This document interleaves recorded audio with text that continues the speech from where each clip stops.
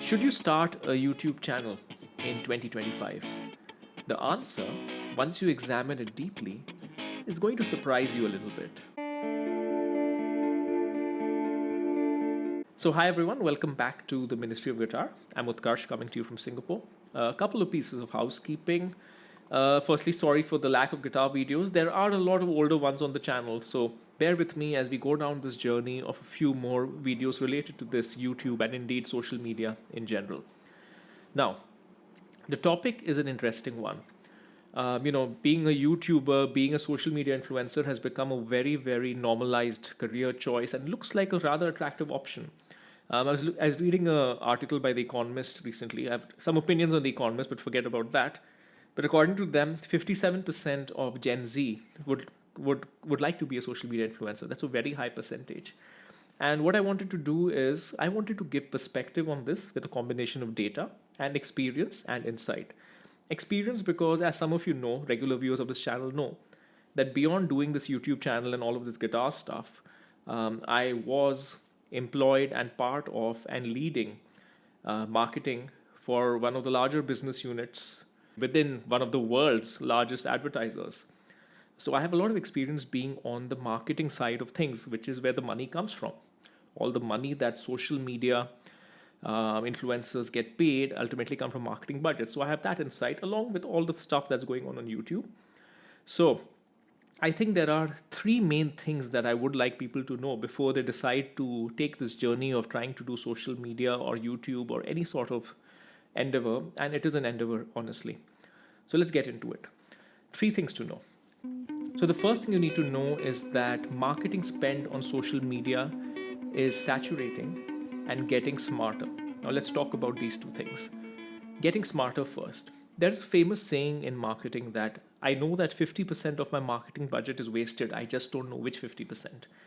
And that has been the case for the longest time. You could put out an advertisement on a television in the Super Bowl or whatever, and you didn't really know what was working well, what wasn't working well.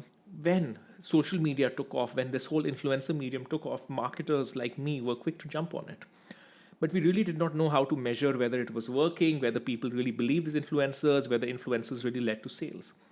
So consequently, as more and more people started watching YouTube or other social media platforms, we started spending more money on YouTubers or whatever else it might be.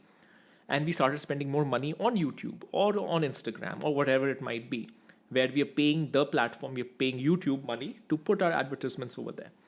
Now, here's the thing. The absolute amount of money that's being spent as a percentage of marketing budget, it's pretty saturated now. Even if 10 years ago, some companies were still sticking to TV, now almost everybody's spending a lot on digital, a lot of influencers. So there is no more money, more growth to be made from more people getting into digital or influencer marketing. It's already saturated.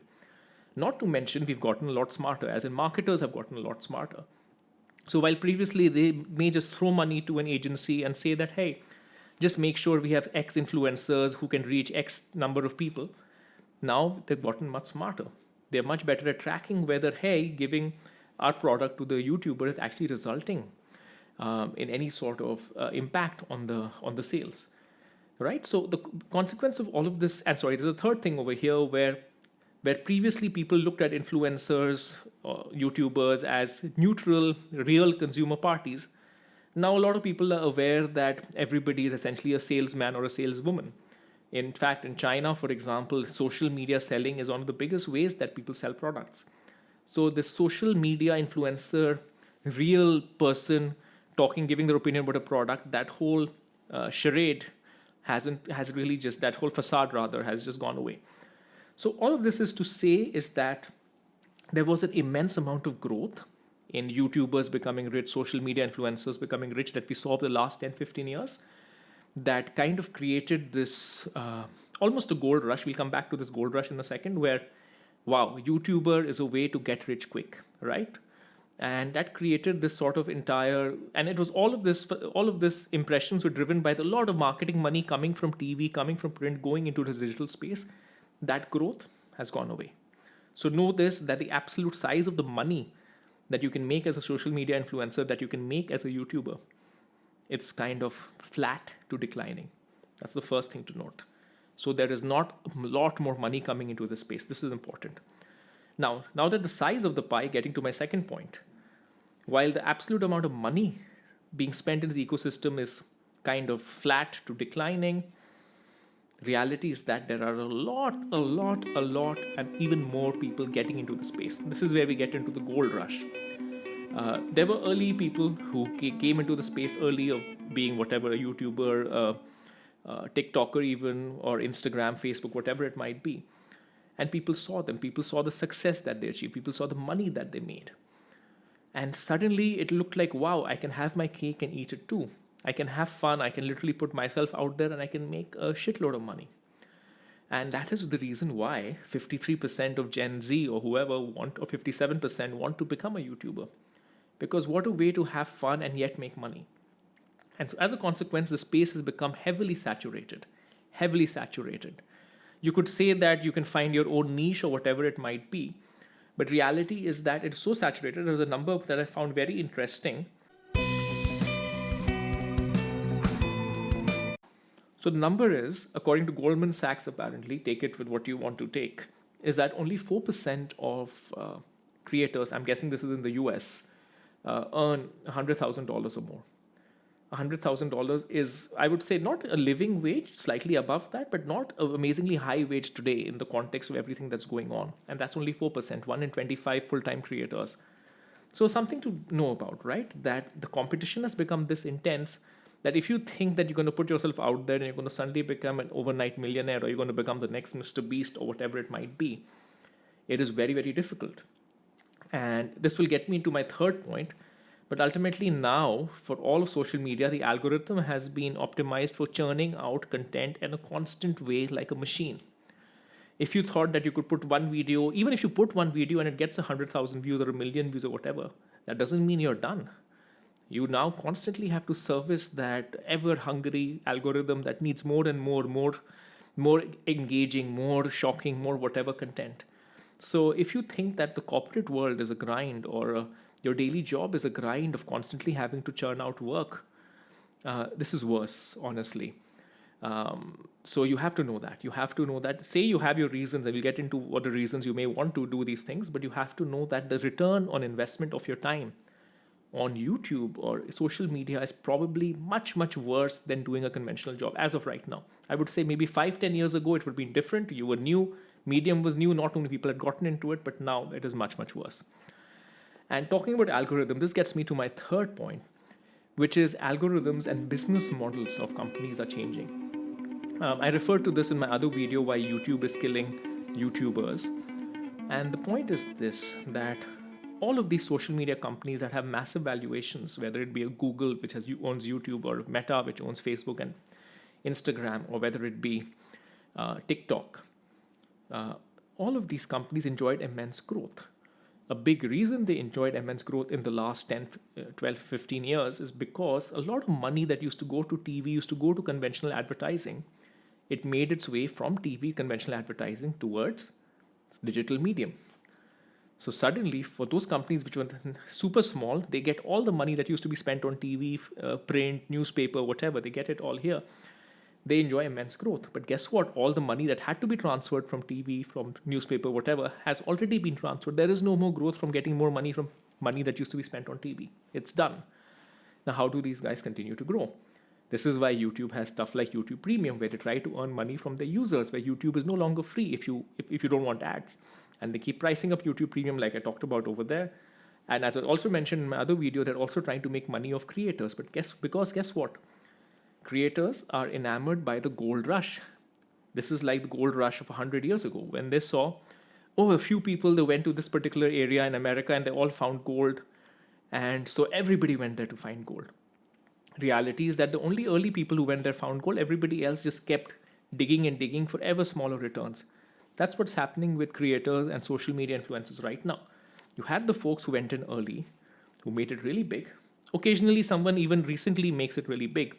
But for the majority of the folks, 99% of the folks, you're constantly digging and digging and digging, and maybe you find a little bit of gold. Right? You're enamored by the dream of finding the spot of gold and becoming whatever, but reality is that you're not going to, because mathematically there just isn't enough gold. There just isn't enough marketing money. out there for the number of people, right? So social media algorithms, or rather social media companies changing their policies and changing their business models is a big risk. Because just what's going on right now, for example, on YouTube, just referring my other video, if you are a creator and you want to be viewed, it doesn't depend on the quality of your video. It does depend on that, but it also depends on how much money you're willing to spend. Because YouTube now, your content, organic content, is competing with other people who can spend money for YouTube to show it to more people. And ultimately, the number of views you get on your video is related to how many people see the video, right? Most people just see the video somewhere on their phones, whatever, in their timeline, or whatever the YouTube main page is called. That's where they see it. If YouTube doesn't show it, they don't have a chance of seeing your video. So now YouTube is charging people for the privilege of showing it. It's a mix of organic and paid content on the main page on YouTube now, right? So this is one small example to just show you that if you are tying your hopes on this influencer YouTuber bandwagon, you're heavily dependent on how these companies change their policies. And remember, when you're a creator, or whatever you want to call it, you are not an employee. You are basically at the whims and fancies of whatever the company decides to do. You have no rights. Now, of course, you're hoping that market forces will ensure that they don't do anything that is superbly bad for you. But guess what? Companies learn and iterate. So right now, I personally feel, looking at what I see, and as I've talked about in my other video, that Google or YouTube is trying to figure out how to make money from creators rather than just pay money to creators. That's what I'm seeing right now. So what is the net conclusion of the three things that I said, which is that the absolute amount of money spent on influencers, YouTubers, is flat to declining. It has saturated. While this money has saturated, the number of people wanting to become a YouTuber influencer has gone up dramatically, to the extent of very declining returns. And finally, this entire model of the way YouTubers made money or influencers made money is under risk, as these companies who have grown so much due to taking away money from TV, now these companies need to figure out other ways to make money, and they're thinking of trying to make money from creators themselves.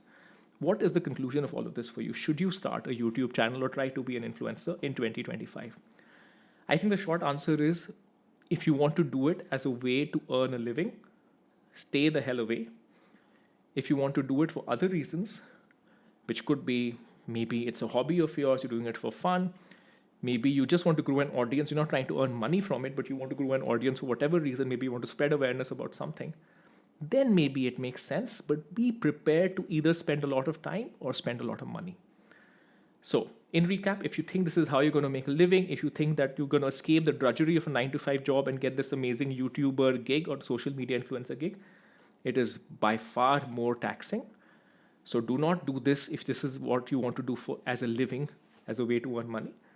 But if you have other passions or whatever it might be, and I'll share my own reasons for doing what I'm doing in a second here, then it may just make sense. Now, in my particular case, I have a lot of creative pursuits, music, writing, art.